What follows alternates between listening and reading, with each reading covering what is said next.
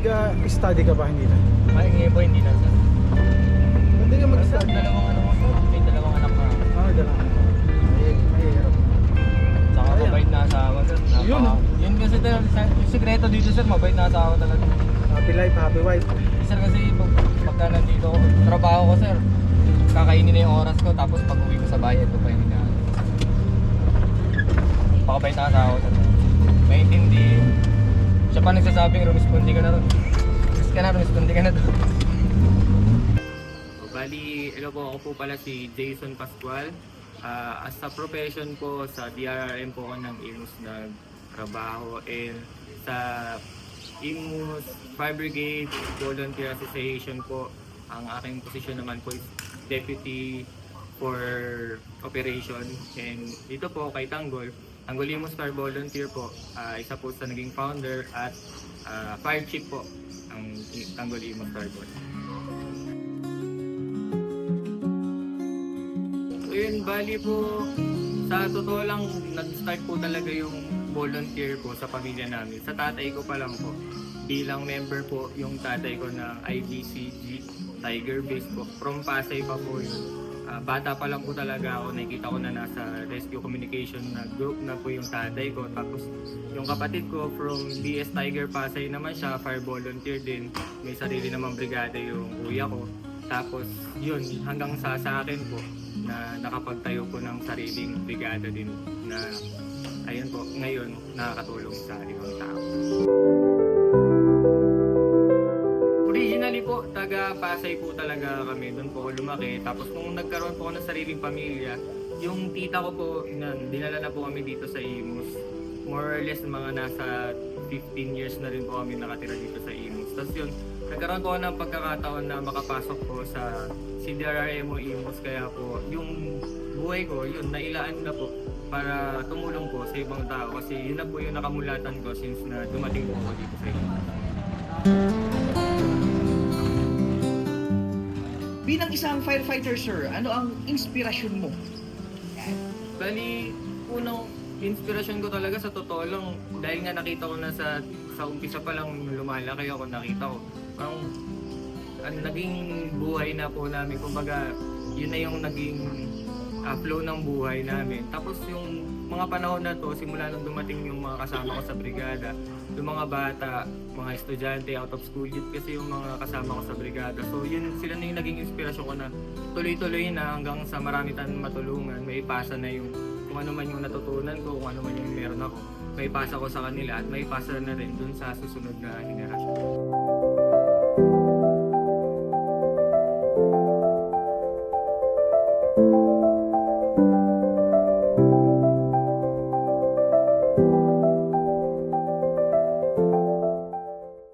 Paano mo naisipang gumawa ng sarili mong fire truck? Ano ba yan, sir? Truck na ba yan noong una? Sige, sir, sabihin mo sa amin ano yung kwento sa likod.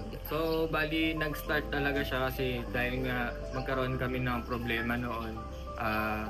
Nawala yung truck na sinasampahan namin sa DRRM kasi nagkaroon ng problema nung baha, nung bagyong Paeng.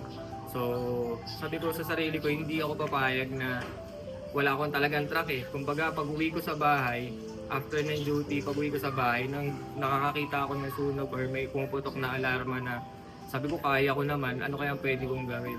So nangyari, yan, nagkaroon po kami dito ng multi-cab na junk na hindi tumatakbo. So sabi ko, ito pwede to. Kasi sa sobrang dami ng fire truck sa IMUS, sabi nga nila yung IMUS yung may pinakamaraming fire trucks na talaga dito sa atin. Sabi ko, ang lalaki. Ang daming subdivision na double parking, hindi masolusyonan talaga, na hindi makakapasok yung mga malalaking truck. So naisip ko, sabi ko, bakit hindi ko gawin tong multi-cab na to na okay to, nakita ko na sa Japan na meron sila pero walang tubig. Pump lang yung nakasampa sa multi-cab nila kasi nga ang hydrant sa kanila is tabi-tabi. Dito sa atin hindi. So pwede kong lagyan ng tubig yung multi-cab pero hindi rin ganun karami, hindi rin ganun kakonti. So ginawa ko from bare na multi-cab, ginawan ko po siya ng bagong bed, no? Nilagyan po ng tangke at saka ng pump. Tapos kung ano po yung napagkasya.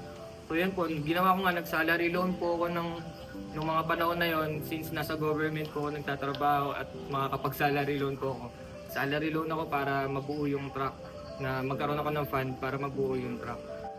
Bali ko po yung si Micro na galing po siya sa pan-deliver ng tubig. So yan, nung nung nakuha ko to, beer talaga siya, flat bed siya.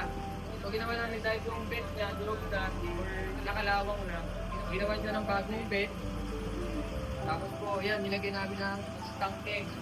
Yung tangke niya, pressure tank, na nakuha lang namin dun sa ilo. Para medyo makameros kami.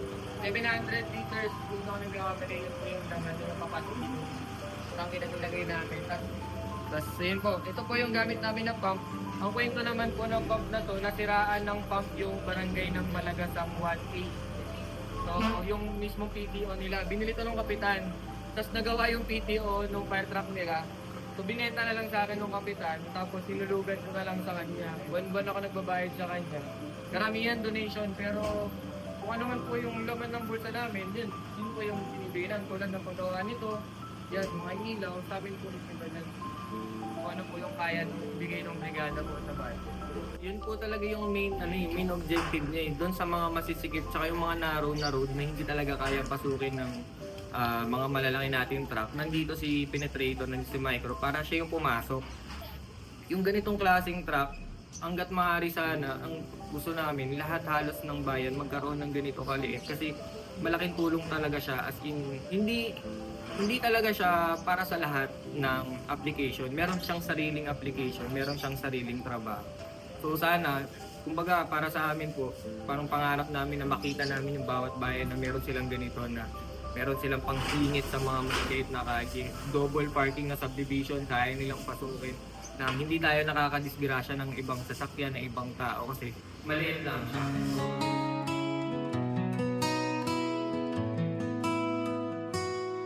Tanging isang pangarap ang aking ninanais sa bayan kong Cavite.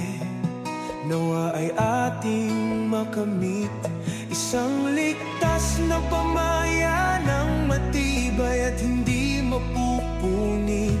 Hiram lamang sa Diyos, kaya ating itong isagip. Hindi namin ito kayang maisagawa ng kami lamang. Kailangan namin kayo, aming mga kababayan. Ang labang ito ay sa iilang tao lamang, kundi isang lalawigan na tayo ang makikinabang. Halina't tayo'y magsama-sama, mukha ng Cavite, gawing isa lamang. Ikaw at ako'y magtutulungan, sunog dito ay wala ng lugar, at ang apoy sa puso lang dapat mag-alab. Kasi ang bumbero po, hindi lang sunog eh. Lindol, baha, nandyan po kami lahat. So pag nakita nyo po kami, maaari po na merong disaster na nangyayari, kaya po kami nandyan. Kung may makita nyo man po kami dyan sa inyo, yung pasasalamat po, sobrang laki na po ng nararamdaman namin sa sarili namin, na nagpatataas ng moral po namin, kasi hindi po biro yung ginagawa po namin. Sobrang delikat. Buhay po namin, tinataya po namin para makatulong po kami sa ibang tao. At ang apoy sa puso lang dapat magliwanag.